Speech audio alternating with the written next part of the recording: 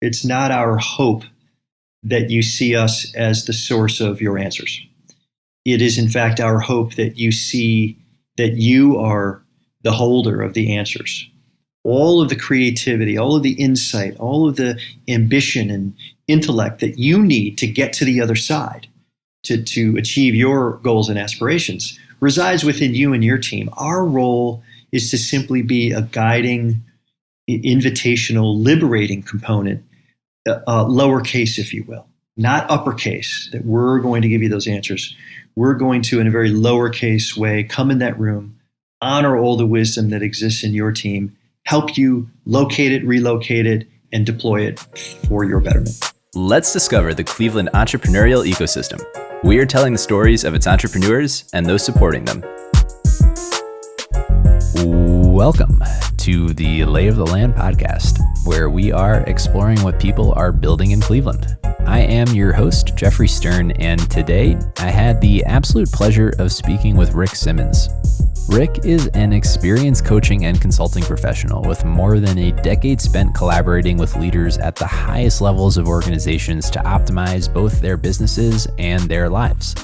Currently, he serves as the CEO of the Telos Institute, a leading global organizational consulting firm he co-founded back in 2006. Telos offers specialized expertise to leaders and leadership teams around the world in the areas of business strategy, leadership development, and change management. In his role, Rick is responsible for shaping the vision and guiding the strategic direction of the firm while inspiring a growing cohort of world-class practitioners to deliver insight, growth, and transformational experiences for Telos clients.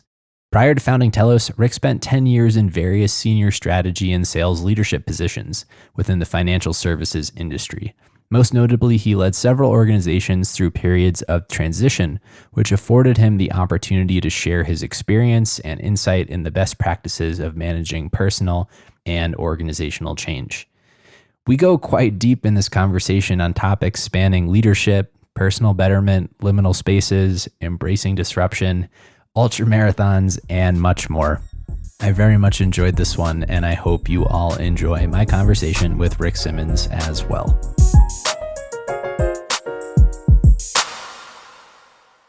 So like I was just mentioning before we turned the mic on, in preparation for this conversation, I've come across a lot of topics in your universe of leadership and personal and professional growth that I am very excited to unpack and learn about, and have personally spent a fair amount of time recently perusing literature in this space and, proverbial management work and change industry prescriptions. And so, like I said, selfishly, I've been looking forward to exploring these with you, and very much appreciate you coming on to talk about them and the work that you're doing, having founded the Telos Institute. So thank you very much, Rick. Jeffrey, it's great to be here, and I appreciate what you're doing for the startup and entrepreneurial community. I think there's a lot of us grinding out there and not always spending time communicating with one another, and you're helping make that happen. So I appreciate that. Awesome. Well, I'd love to start with what got you interested in studying and in teaching leadership and management. Yeah, I think it goes back quite a ways, Jeffrey. When I was a young boy, I remember, while I was cutting the grass or, doing whatever it is I was doing at the time, I found myself thinking about what separated those that were good and those that were truly distinctive at something, anything, hitting a baseball, swinging a tennis racket. I remember clearly when Microsoft was incorporated in 1985, thinking to myself, what was it about that business? Were they just, did they just literally have a killer app better than everyone else's? Was it timing? Was it dumb luck? And so I guess in retrospect, I've just my entire life been really passionate and curious about what separates those that are good or even great at something and those that are truly distinctive. I thought everyone grew up thinking about those things, and it was much later in life that I realized that some do, but not everybody does. But it was something that I was really curious about and has been a lifelong journey in trying to answer that question. And maybe we can just start with that before we kind of get into the work that you're doing. But how do you define the best leaders and what is leadership? Maybe just so we're all operating here with a common understanding for this conversation. What are the various components? What makes for the best leaders? Boy, that's how much time do we have today, right? What's interesting, a professional mentor of mine, a guy named Bob Hogan, he and his wife created the Hogan suite of surveys over 50 years ago, and those tools have been used over that time frame. They were originally designed and built for employment selection purposes. But what Bob and his wife realized about 20 years ago was that they're awfully good for development purposes as well. And so, Bob's certainly an authority in the world of development and employment selection. And so, Bob talks a lot about the fact that leadership really started thousands of years ago, at a very fundamental level where, the people in that side of the forest liked our side of the forest better, and they were coming for us. And really survival was about appointing the person or the small set of people who could bring us together and help us work together most efficiently and effectively on behalf of the betterment of us all. And I think that not much has changed from that standpoint as it relates to leadership. Now, today it may not have life or death implications. In some ways it does, if we're leading a military, and that's become more relevant here even over the last few days. But for the most part in our lives, it's really about identifying a clear end, an aspiration and an ambition that's shared by most of us, if not all of us. It's about deploying resources in the direction of that end. It's about helping people understand that their piece in that equation has purpose, it has meaning, and holding us all accountable to moving that needle a little bit every day in that chosen and aspired direction. So I think it's really about identifying end, engaging people in that aspiration, and holding us accountable to our progress in that chosen direction. With that kind of context setting, and thank you for laying that out, maybe we can just start with an overview of what the Telos Institute is and the work that you do, and maybe work backwards from there to understand how it came to be, and then we can continue the conversation of leadership. The Telos Institute, at its core, a leading global organizational development firm. We play at all levels of the system, and by that, Jeffrey, I mean whether it be the individual leader, the leadership team, or even at the entire enterprise-wide level. And it's typically in one of our three areas of domain or subject matter expertise. Strategy, as we define it, where do you want to play and how are you going to win? Leadership, we talked a little bit about that. Oftentimes it's in verticals or industries where individual subject matter experts, physicians, IT professionals, financial professionals, earned their stripes, moved their way up in an organization based on that subject matter expertise. But now they need to make a pivot to leading large groups of people, or even large groups of people who are leading large groups of people. So that's the leadership domain. And then the third leg of that stool is really around change. And there's not a whole lot in this world that you can't accomplish. If you can get clear about where you're headed, you can engage people and equip people with the skills necessary to bring people along with you, and then express a degree of principled and practiced execution around change. Like when you're charging towards something, it's going to stir up a lot of dust in the system. It's going to create a lot of churn. And if you're principled and practiced about managing that, there isn't much in this world you can't accomplish. So that's really the Telos Institute, whether it's succession planning initiatives, large global change management initiatives, whether it's individual leadership coaching, whether it's team cohesion projects, anything from the individual leader to the full enterprise-wide, and anything from strategy, leadership, and change. The intersection of those is where the Telos Institute does its work. And tell us just a little bit about the history of the Telos Institute. What was the founding insight that you have? When did it come to be? How do you actually start an organization like this?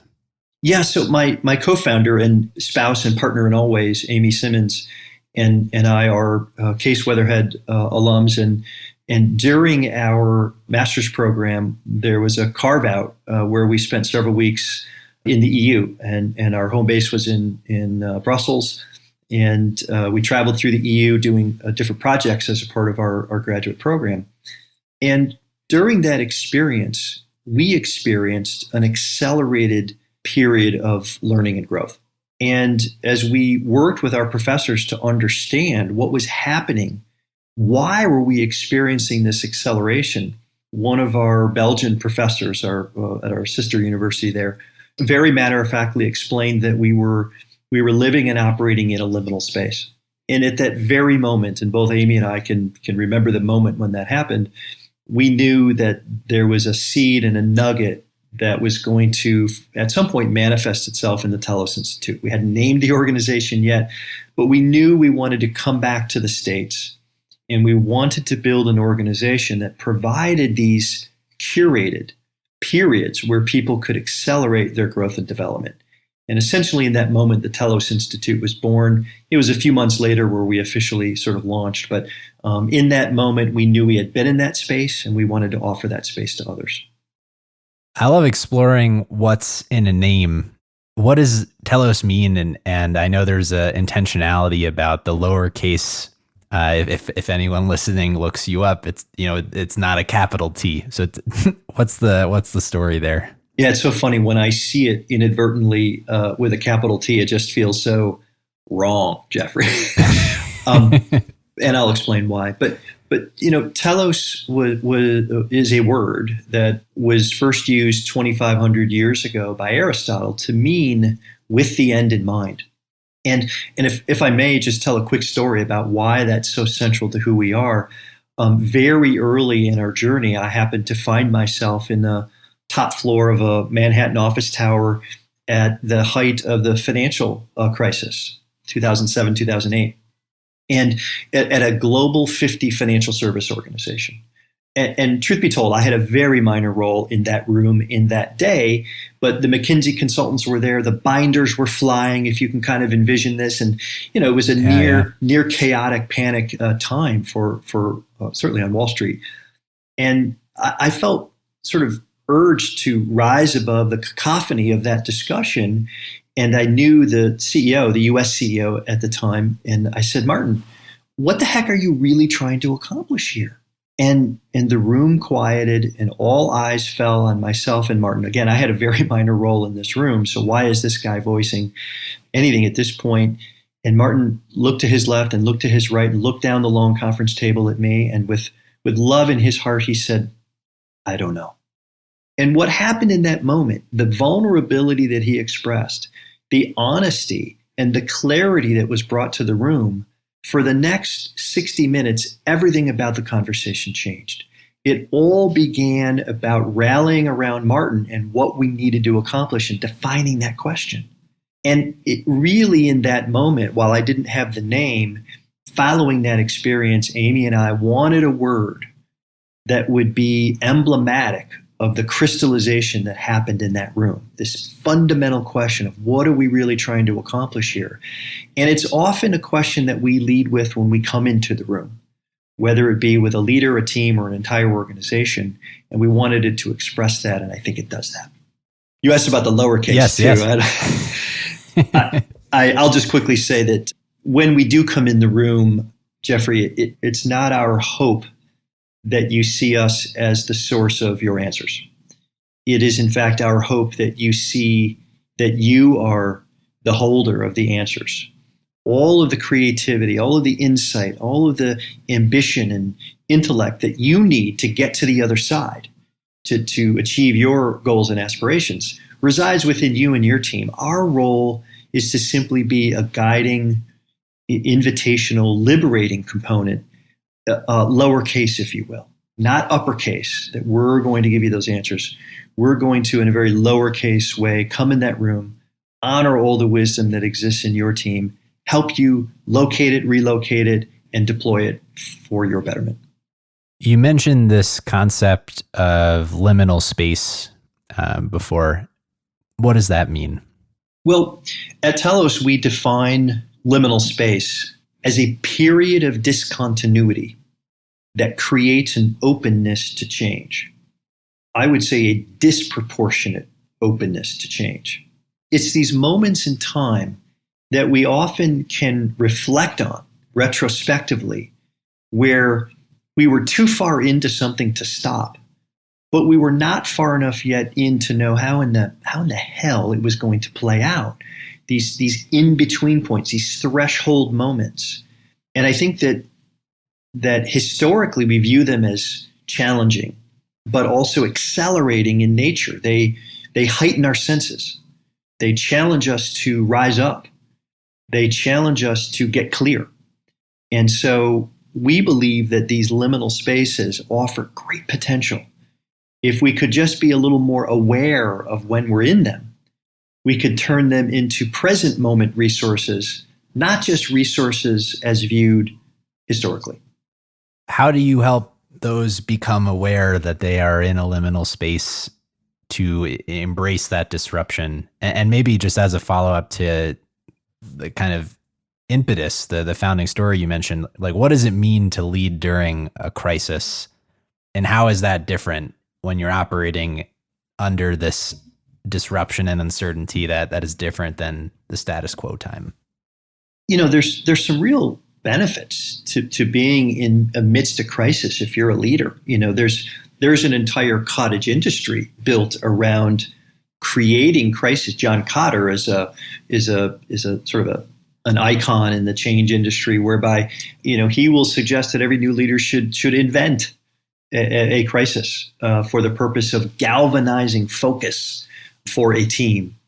So I think that leading amidst a crisis checks a box that wouldn't otherwise have to be attended to, which is a sense of focus and what needs to happen. Now, I will also say that the approach that's needed during a crisis versus a calm water environment are also very different. If the boat's filling with water, Jeffrey, I'm not going to ask you politely necessarily to grab a bucket and start bailing water. I'm going to very clearly and maybe without as much tact ask you to do that. Whereby if the seas are calm, I may take a different approach, and it might be necessary to do that. So I guess I would just say that I think situational leadership really comes into play here, and understanding the degree of clarity of what we're trying to accomplish and the necessary efficiency and skillfulness that's required to engage our team to head in that direction. What was the first big break that the Telos Institute had as you were kind of galvanized this vision that you had for the kind of philosophy and principles and values, which we'll talk more about in a bit? But how did you actually go about the creation of the business component here? It's really funny. I remember we were months into this venture, and we had some friends over our house, and our younger children were out playing in the yard. And the husband and wife were there, and the husband at the time was a Booz Allen consultant. And he was really excited about what we were doing. And at the very end of his commentary, he was like, "Oh, it's really cool." And yeah, and he's like, that's going to be really cool as long as there's a market for it. And I was an economics undergraduate major. And so I was not without the notion of a market and viability of those markets and total available market and things like that. But quite honestly, Jeffrey, I hadn't spent a lot of time fine-tuning that. I just had this intuitive sense that what we wanted to deliver in the world, we had a gift that we wanted to give, and there was a market for it. But he really challenged me to get to practice, more precise about how we were going to grow our organization. And so, but I look back fondly on that discussion because he really sent me into turbocharge mode a bit. But we really focused on our next project. And as we obtained that next project, it became our obsession to do good work. And I know that sounds saccharine. And how the heck do you build an enterprise around that? How the heck do you use that as your flywheel? And I'm here to tell you, we built a business around that, and it became a flywheel. And we built irrational advocacy from people who we went all in on, leaders and teams and organizations who were trying to do the right things, and we were helping them in ways that we believed were right. And that was many years ago, and many of those clients are still clients today. Many of those folks were CEOs of companies here in town. You talk about a break. We were doing individual coaching work, and there was a public company here in town where we had done some coaching work with some of the senior leaders who had been in transition. And the CEO called a meeting and wanted to talk about the progress of those engagements. And they had been real home runs. They'd really turned the corner on some of these leaders and had tangible bottom line ramifications for the business. And he said, hey, I want to create a leadership academy whereby every year we're taking our top 25 future senior leaders and taking them through a developmental experience, much like what you've taken the 3 or 4 leaders that you've coached to this point through, and make this the platform for developing future ready now senior leaders. That was a watershed moment for us. We were just eating what we were killing one at a time up until that point. And he really saw how we could scale this up for the betterment of his organization. And certainly it benefited us as well. I'm very interested to hear about maybe the playbook that you have for what this looks like in practice, right? Like with the end in mind, is there a certain requisite for personal betterment that people coming into the program need to have? Do you help folks understand what that end might be if they don't know? And maybe just to really kind of paint a practical picture, like what are some of the questions that you ask when you go in to calibrate where you are with a particular leader? So I'll speak to that on 2 dimensions. When I'm in a room with whether it be an organizational buyer, right, the head of HR or the COO of a company who is looking for a mechanism or a platform to help accelerate his or her company's catapult forward. And if they're in an industry or in a business where leading matters, then we're often a phone call to talk about what we might be able to do to be that mechanism. And in those situations, I typically ask 3 questions. And the 3 questions are pretty simple. But the first question is, do you need help? And I mean that, and I use golf as an example. I at this point in my life, I probably need another golf lesson, right? I'm an outing golfer now. I used to play a whole lot, but at this point in my life, our youngest just went off to college. If I'm going to play some more golf, I could probably use a lesson or 2, right? So do I need a lesson? I probably do. Do I want, question number 2, do I want help? And these are the questions I'm asking our prospects or clients. Do you want help? Well, lowering my handicap is not so important to me now in my life that I really want to show up at the range at 6:30 on Saturday morning and work on my game. So I have to really think long and hard. Do I want help? Does this organization want us showing up, asking tough questions and challenging their leaders? And then the third question is, do you feel 100% confident that our organization is in the business and has the expertise to be of help to you and your organization? Do you need it? Do you want it? And are you 100% confident that we can help you? If those 3 are yes, then I think there's a sincerity about their desire to get better, want to get better, invest the time to get better, and they need to feel confident that we can help them. On the confidence building, how is it that transpires before you've necessarily worked with these folks prior? Yeah, I suppose it's back to the earlier part of our story. We are often a discrete introduction from another organization who has had up close experience with our work, how it works, how we do it, what the outcomes are. And so those kinds of introductions are really valuable to us. We take those seriously, and the people that we're introduced to take those seriously as well. And so typically we're coming into the room with a vote of confidence, with someone that matters to our buyer having said, these guys get it, they know how to do this work, and you should listen to them.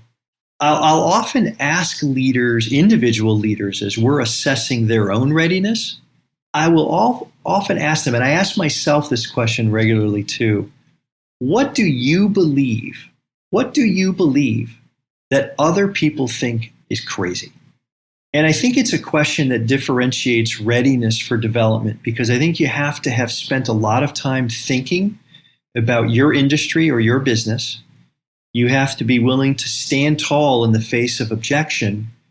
And you have to be spending some time thinking about how the industry is going to be changing over time to source some things that you believe or that you think and other people think is crazy. So it's a question I ask myself a lot to stay sharp, but it's also a question I ask other leaders. I may as well just ask you that question. If you've thought about it, what's in your mind on that one? Bold is better.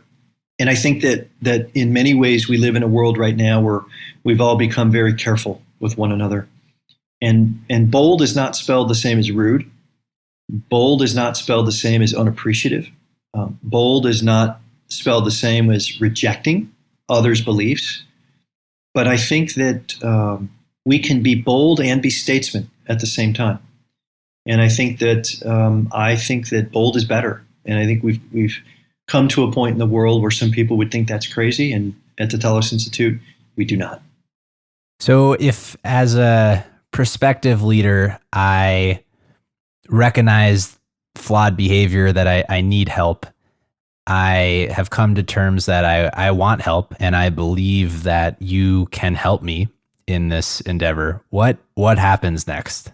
Yeah, it's a good question. And I think that when we work with, whether it be individual leaders or teams, I think it's wise to engage in a period of assessment. We wouldn't be in those rooms. We're not what I would call, Jeffrey, a derailment firm. There are some of those firms out there where if all hope is lost, call ABC company, because they can come in and curate a turnaround. Not that we haven't done that work before, but typically our phone rings when somebody has an all-star leader and they want to know what's next to help her get to the top of the organization. She is a CEO candidate in waiting. How do we help propel her to the top? And so I think the first step is really identifying what has been her formula for success to this point. What is it that works so distinctly well for her? And I think that's a good place to start in creating a development agenda, coupled with spending some time with her thinking about what's her vision for the future, personally and professionally. I think a period of reflecting, assessing, and envisioning is really the 3-step process that we would go through with that leader to help ground them in what's working, identify a vision for the future and where she wants to go personally and professionally, and creating a development agenda that helps get from here to there. I'm curious, having worked with what I'm hearing to be like mostly high aptitude people that have the capability of making this change. As you've worked with these people, what is the hardest behavior that you teach or offer to transfer to others? Kind of a pattern that you've seen having worked with all these folks. Yeah, and a specific story comes to mind too as it relates to that. We did a project with a manufacturing company here, and we did projects on 5 continents last year or so in lots of different industries, but this one happened to be in Northeast Ohio. It's where Amy and I are from and where we raised our family. So we like to win our home games and do work here in town, and this story sort of speaks to that. And I think the concept is this idea that what got us here is unlikely to help get us there. The what got us here and what gets us there is often very different from engagement to engagement. But we had a specific situation with a company here in town, leadership team. This individual had come from General Electric, had very strong opinions on the way things should be done. He had been positioned as the new COO. And beautifully so, we have him on camera rolling his eyes at the kickoff meeting that we were conducting for the first part of this engagement. And he was a solid dissenter about what we were doing and how we were doing it, and frankly, even why we were doing it.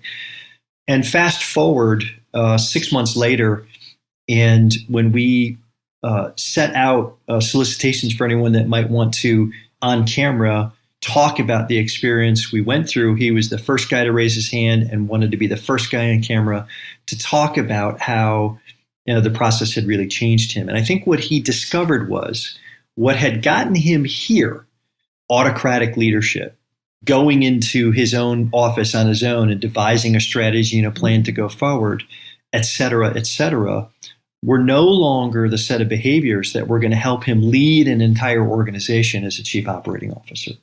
So he had to unlearn all of those old behaviors and learn a whole set of new behaviors.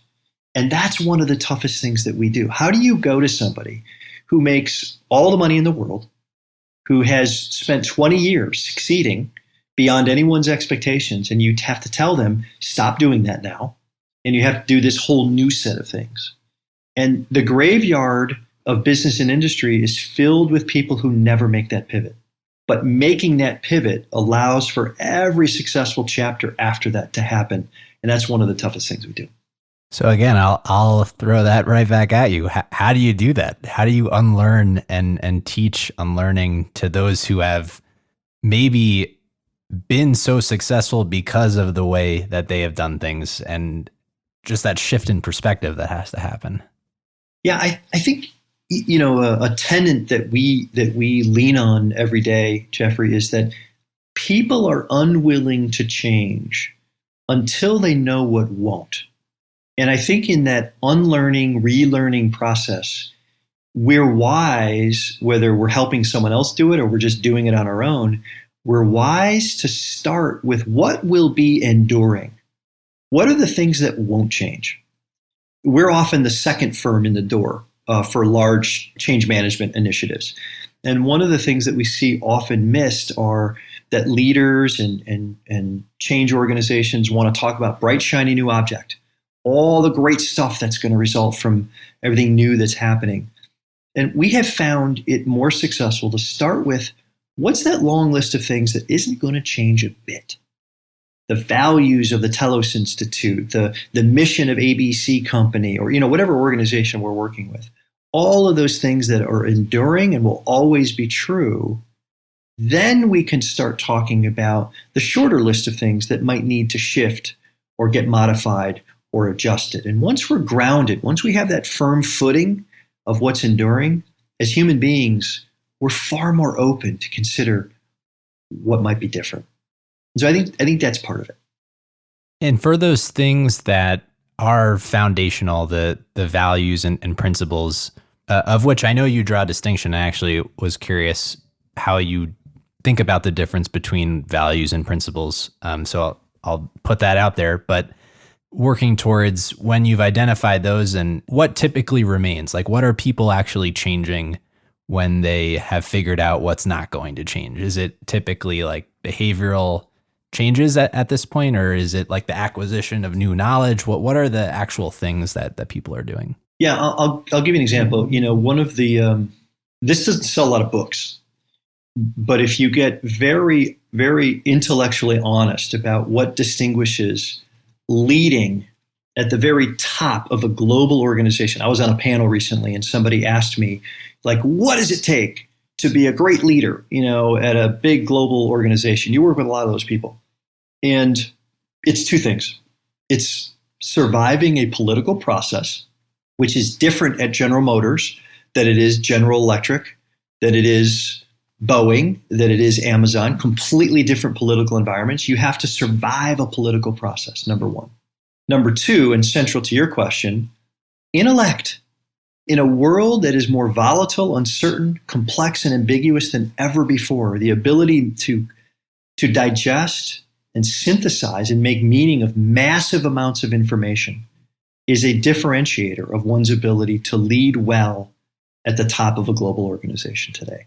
And so sitting with a leader or a prospective leader and helping them understand that their intellect is something that will always be important to their success. We're not going to ask them to over-index emotional intelligence now to the suppression of their distinctive intellect. A lot of people think that that's the case. So just helping them understand that their intellect will always be a separator for them, and that approaches or ways of being might need to change or be modified, but things like that will always be true and part of their success. I'll circle back to to what won't change. How do you differentiate between principles and values, and what are those for you and for the Telos Institute? Yeah, I guess I'll work backward there. I think our values are important to us because we want them to embody a way of being. We want it to be a guide for how you can show up on a daily basis. We have 5 core values at the Telos Institute. If I had to pick one of those, this is also one of the things that we think is true and that we believe that others might think is a little bit crazy, is that nurturing is probably the single expression of a core value at the Telos Institute. Now, on the surface, and I don't know any other organization who plants a flag on nurturing as one of its core values. I'm open to it. I've just never seen it before. And on the surface, nurturing even sounds kind of warm and gooey. But at Telos, there's 2 sides of the nurturing equation. There is the supportive, inspirational sense of belief in our clients and each other that we hope shows up on a daily basis.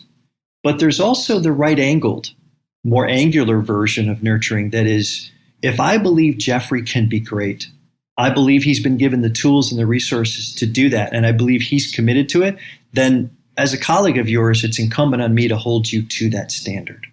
And so having both sides of that equation of nurturing is what we hope allows our team to show up in a way that embodies that and help us be more successful. And the other 4 values are very similar, where we hope those are guides for how people can show up on a daily basis. And those in contrast to principles, which you also have explicitly outlined as an organization. Yeah, I think, the distinction between those, I think principles are our banner headline for our foundational beliefs.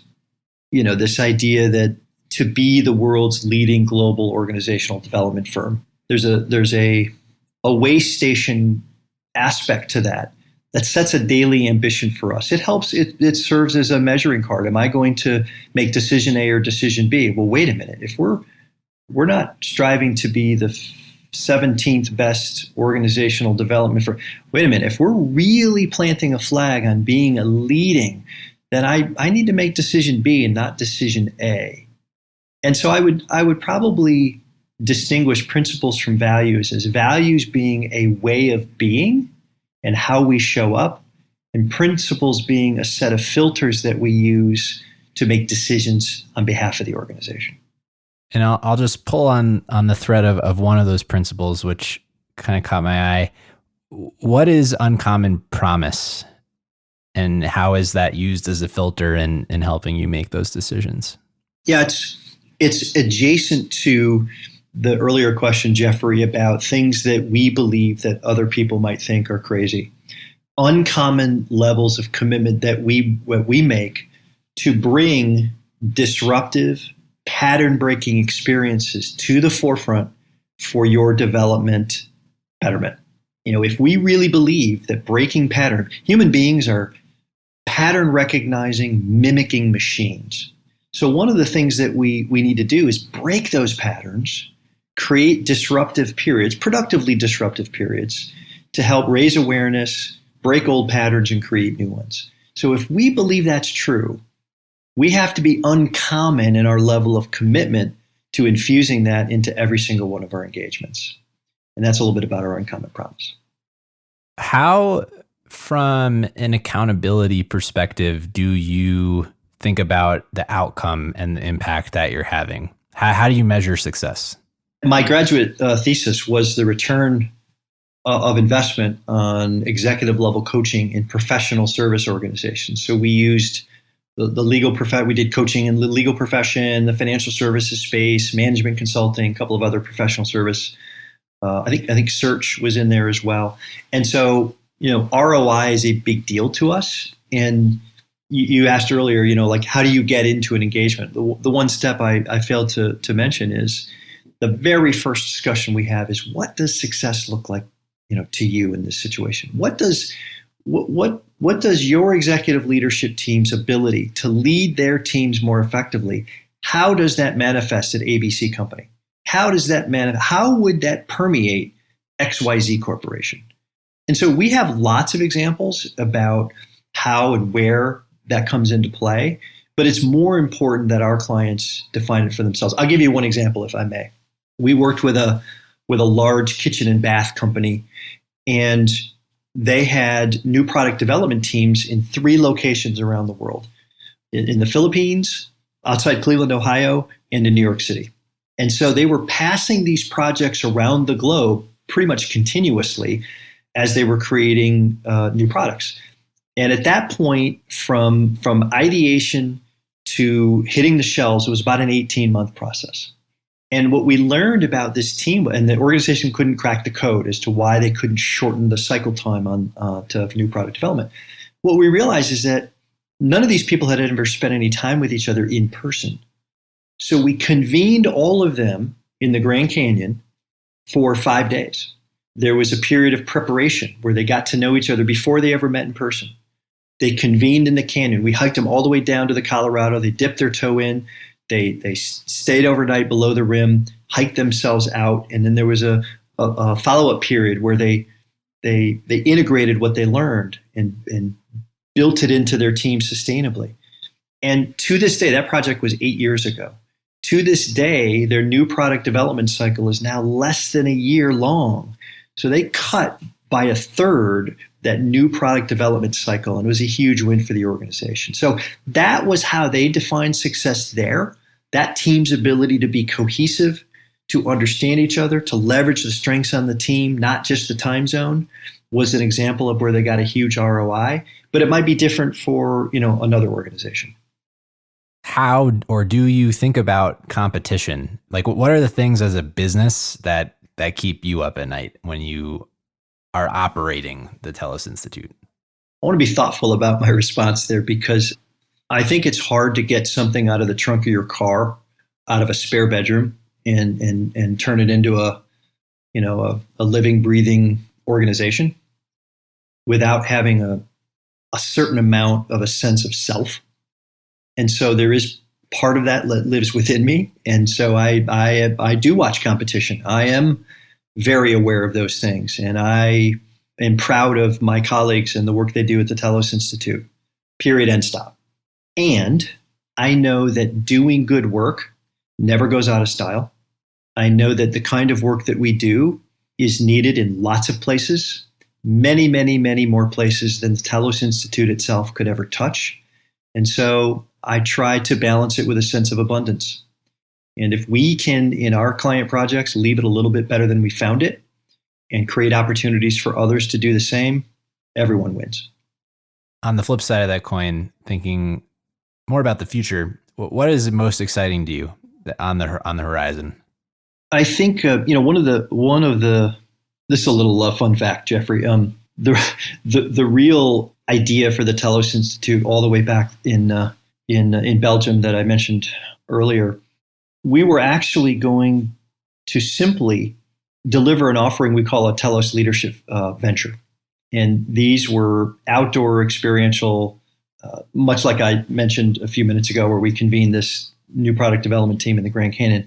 We were going to take senior leaders to bucket list type destinations around the world and use that outdoor classroom as a means to help them think more strategically, lead more effectively, manage change better.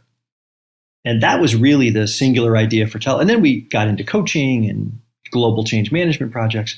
But I think to answer your question, what I'm most excited about is the pent-up demand to get on trail, to get out of our offices, to get out of our spare bedrooms where we've been working for the last 2 years and reconnect with each other in a meaningful and substantive way. And that offering is built to that end. And I'm really excited about the opportunities we have to work with leaders and organizations who are ready to do that, see the value, and I think it's going to be a fun run here for the next few years. I'll take a slight detour building on that run concept and perhaps a more personal direction. But I wanted to ask you about ultra marathons, very much in line with getting outside out of the rooms we've been in over the last 2 years. But what got you into those? And yeah, why? It's difficult enough to run. Ultra marathons are pretty extraordinary. I think there's a special amount of psychosis that accompanies someone that runs an ultra marathon. Jeffrey, the real story here is my mother had gone in she had a stint put in, and I was at the time working pre-Telos Institute. I was working in another industry, and the proverbial 78 hours a week, and I literally remember showing up at the hospital to see her, and I didn't remember how I had gotten there. I don't remember driving there. My mind was captured with other things. I went in to see her, and she just looked so bad. She looked so pale, and it was a real cold bucket of water moment for me. And I went out to the lobby of the hospital, and I wrote 4 things down that I'd gotten so far away from. And one of those was, I used to be an athlete. I played college baseball, and I just gotten away from that. And I went out the next morning for a run, and I'm just going to run 2 miles, before work. And I couldn't make it 2 miles. I walked the last half mile in, and I was so disappointed with myself. I was so confused as to how I'd gotten here. And I went out the next morning, and I ran again, and I went about a quarter mile farther. And then I went out the next morning, and I did the full 2 miles. And for the next 4 or 5 years, I just kept going a little bit farther. I ran the Cleveland Marathon, and I didn't really hit the wall. And at that point, it became a mental endeavor. It was no longer a physical thing. You could do it. Most of the people listening to this could do it. I know it sounds unattainable, but you start running ultras when you stop being fast, is what I say. So you just one foot in front of the other. But what it really became was a learning laboratory for me, because I can remember clearly being 16 hours into a 24-hour foot race, being too far. I can't stop now. And I've got 8 hours to go. And you learn a lot about yourself, and how you react in those moments says a lot about how everything else afterward plays out. And I felt like that's the work I do. And as a tactile learner, I wanted to be a real student of that place. And I feel like it helps me help leaders when they're 9 months into a 15-month product launch and they can't stop now, and they're 20 million over budget. Like, I know that place. I felt that place in my body. And that's the gift that ultra running gave to me. Yeah, it's empathy of the liminal spaces. Well, and if I may, Jeffrey, in our book Unleashed, there's a section on this where one of the first 24-hour races I ran, I was 12 hours in, and I was behind pace. It had been much hotter than planned, and you get really obsessive about these things. You've got your diet, your hydration all dialed in, and there's people helping, crew for you there, and it just was not going according to plan. So, I was in my head quite a bit, and they were asking me 5 questions every hour and capturing a little data, a little research around this. And came around for the 12-hour mark, again, behind pace. And the first question had been, what's your goal? And for the first 11 responses, it was, I was going to go at least 24 hours and run 100 miles minimum. And I was going to run the full 24 and go at least 100 miles. And when I came back for the 12-hour mark, they asked me, what's your goal? And in an out-of-body sort of way, I just said, to be okay with me no matter how far I go. I don't know where that response came from. I did not script this. I did not plan it. I said it, and I was like, what the hell was that? And the curious thing is that I then ran the next 12 hours faster than I ran the first 12. And I think that unlock was a really, really big part of that. I gave myself license to be okay with me. I loosened my grip, and everything changed after that. I want to bookend our conversation here, building on that idea of reflection and learnings, kind of thinking back on your own journey as you've helped others through their own.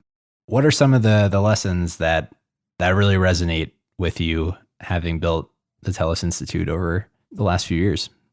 Well, in this moment, I'm reflecting for a moment about the power of questions, and I'm feeling gratitude for the thoughtfulness of your questions. We have long believed here that the questions we ask our clients are a big part of the unlock process, and so I'm just in the moment feeling gratitude for the quality of your questions in this chat today. So thank you for that, Jeffrey. And I guess whether it relates to how we've operated or how we've asked our clients to operate. I think there's this recipe of confidence and humility.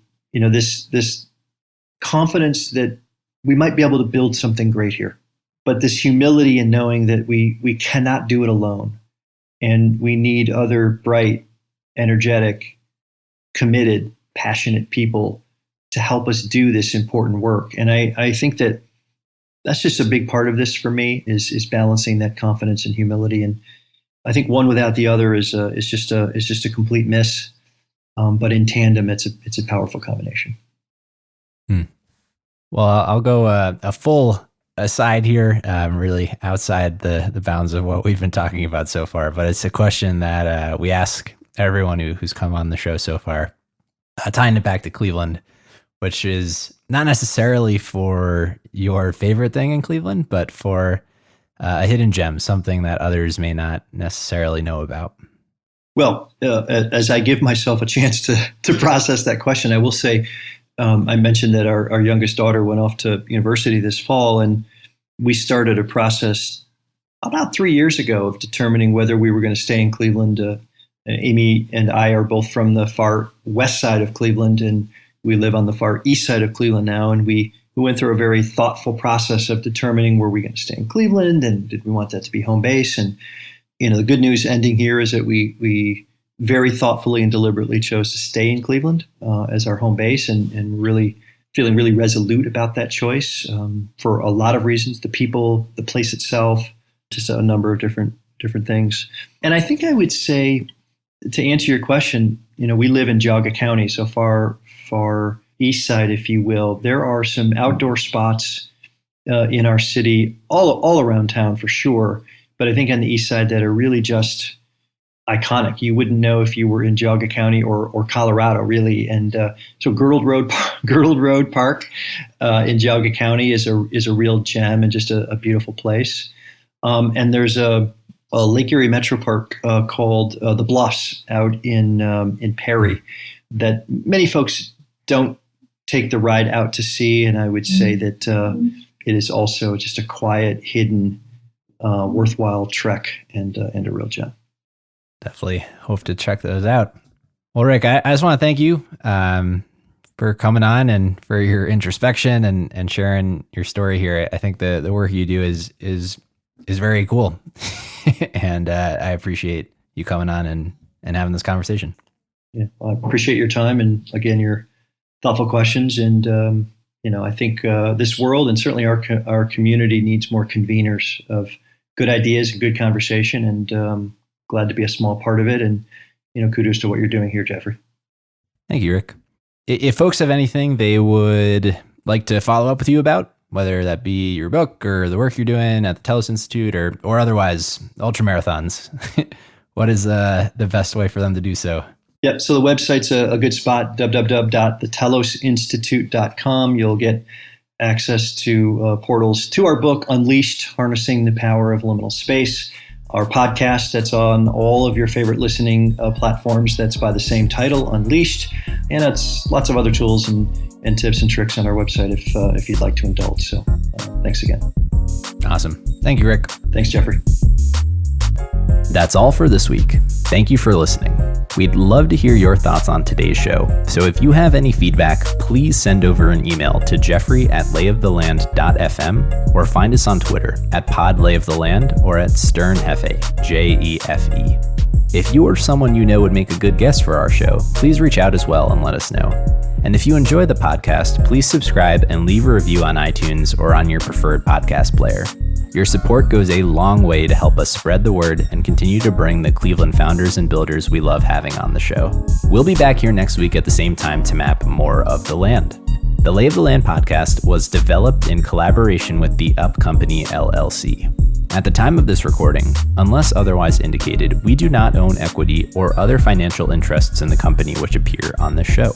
All opinions expressed by podcast participants are solely their own and do not reflect the opinions of any entity which employs us. This podcast is for informational purposes only and should not be relied upon as a basis for investment decisions. Thank you for listening, and we'll talk to you next week.